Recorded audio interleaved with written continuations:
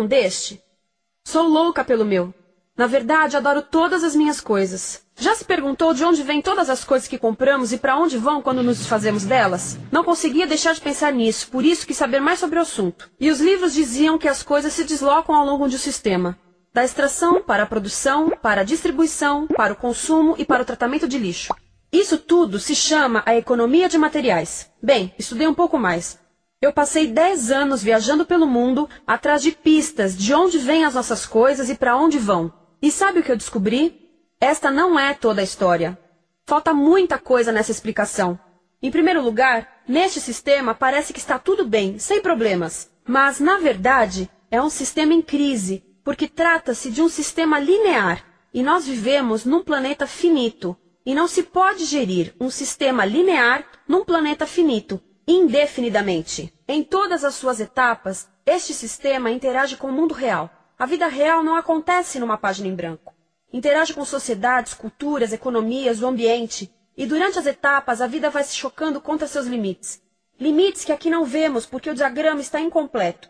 Então, voltemos atrás para preencher alguns espaços e ver o que falta. Uma das coisas mais importantes em falta são as pessoas. Sim, pessoas. As pessoas vivem e trabalham em todas as etapas desse sistema, onde algumas são um pouco mais importantes que outras. Algumas têm maior poder de decisão. Quem são elas? Comecemos pelo governo. Meus amigos dizem que eu devia usar um tanque para simbolizar o governo. E isso é uma realidade em muitos países, e cada vez mais também no nosso. Afinal, mais de 50% dos nossos impostos vão para os militares. Mas vou usar uma pessoa para simbolizar o governo, porque acredito nos valores e na visão de que o governo deve ser das pessoas, pelas pessoas, para as pessoas. A função do governo é olhar por nós, cuidar de nós. Esse é o seu trabalho. Depois vem as corporações. O que leva as corporações a parecerem maiores que o governo é porque elas são maiores que o governo. Atualmente, entre as 100 maiores economias da Terra, 51 são corporações. À medida que as corporações foram crescendo, em tamanho e poder, assistimos a uma pequena mudança no governo, como se estivessem mais preocupados com o bem-estar deles do que com o nosso. Muito bem, então vejamos o que mais falta nessa imagem. Começaremos pela extração, que é uma palavra pomposa para exploração de recursos naturais, que por sua vez é uma palavra pomposa para destruir o planeta. A verdade é que cortamos as árvores, arrebentamos as montanhas para extrair os metais, consumimos toda a água e exterminamos os animais. Aqui enfrentamos o nosso primeiro limite. Estamos ficando sem recursos naturais. Estamos utilizando demasiados materiais. Sei que isto pode ser difícil de ouvir, mas é a verdade. Por isso temos que lidar com isso. Durante apenas as 3 últimas décadas, foram consumidos 33% dos recursos naturais do planeta. Desapareceram. Cortamos, minamos, perfuramos e destruímos o planeta tão depressa que estamos debilitando a capacidade do planeta para sustentar o nosso modo de vida. Aonde eu vivo, nos Estados Unidos, resta-nos menos de 4% da nossa floresta original. 40% dos cursos de água estão impróprios para o consumo. E o nosso problema não é apenas estarmos utilizando demasiados recursos, mas o fato de estarmos utilizando mais do que a nossa parte. Temos 5% da população mundial, mas usamos 30% dos recursos mundiais. Se todos consumissem ao ritmo dos Estados Unidos, precisaríamos de 3 a 5 planetas. E sabem uma coisa? Só temos um. Então, a resposta do meu país a essa limitação é simplesmente ir tomar dos outros. Este é o terceiro mundo, que alguém dirá tratar-se apenas de uma expressão para designar o local para onde foram as nossas matérias-primas. E o que é que acontece? A mesma coisa, destruição do local. 75% das zonas de pesca do planeta estão sendo exploradas ao máximo ou além da sua capacidade. Desapareceram 80% das florestas originais do planeta. Só na Amazônia perdemos 2.000 árvores por minuto, o equivalente a um campo de futebol por minuto. Então, e as pessoas que vivem aqui?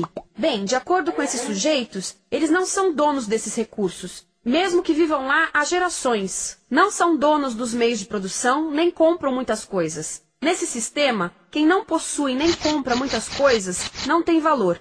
A seguir, as matérias-primas seguem para a produção, aonde utilizamos energia para misturar químicos tóxicos com recursos naturais para produzir produtos contaminados com tóxicos.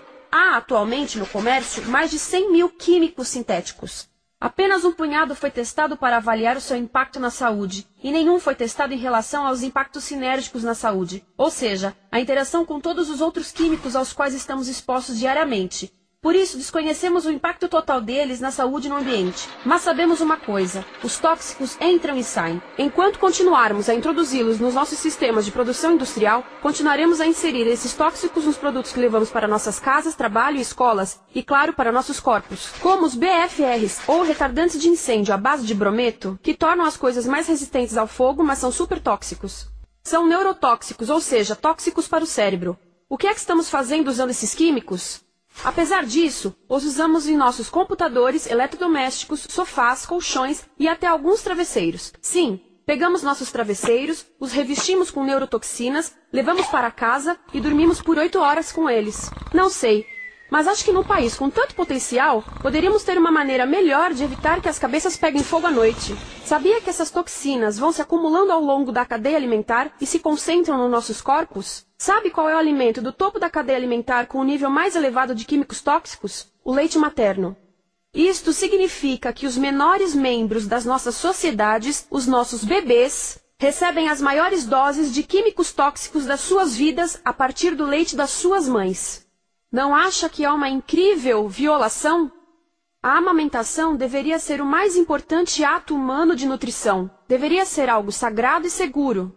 A amamentação continua a ser o melhor e as mães devem amamentar, mas nós deveríamos proteger esse ato. Eles deviam protegê-lo. Eu pensava que zelavam pelos nossos interesses. As pessoas que mais sofrem com esses produtos químicos são os trabalhadores das fábricas. Muitos são mulheres em idade reprodutiva que trabalham com toxinas que afetam a gestação, carcinogênicos e muito mais. Agora eu pergunto, que tipo de mulher em idade reprodutiva trabalharia num emprego deste, exposta a estas toxinas, a não ser uma mulher sem outra alternativa?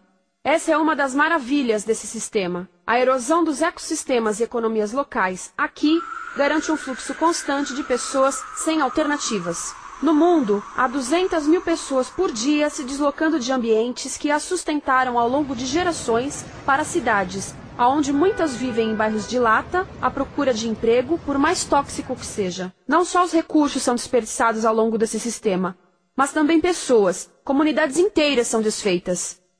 Sim, as toxinas entram e saem. Muitas delas saem das fábricas em produtos, e muitas mais saem como subprodutos, ou poluição. E estamos falando de muita poluição. Nos Estados Unidos, as indústrias admitem liberar mais de 1.800.000 quilos de químicos tóxicos por ano.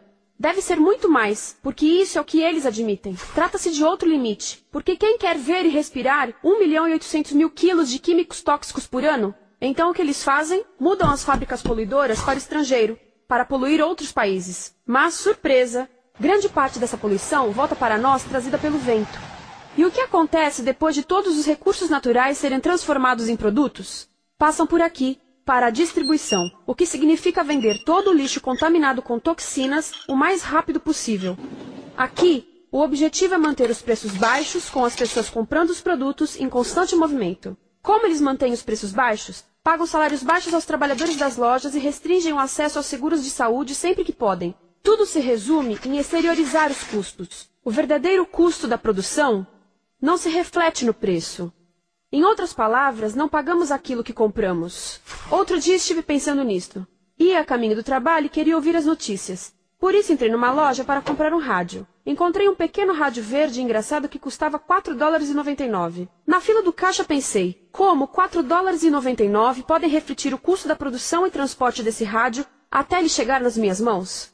O metal deve ter sido extraído na África do Sul. O petróleo provavelmente do Iraque.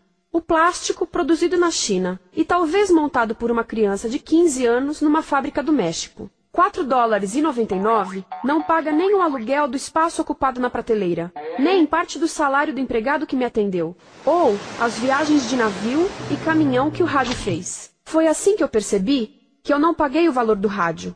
Então, quem pagou? Estas pessoas pagaram com a perda do espaço dos seus recursos naturais.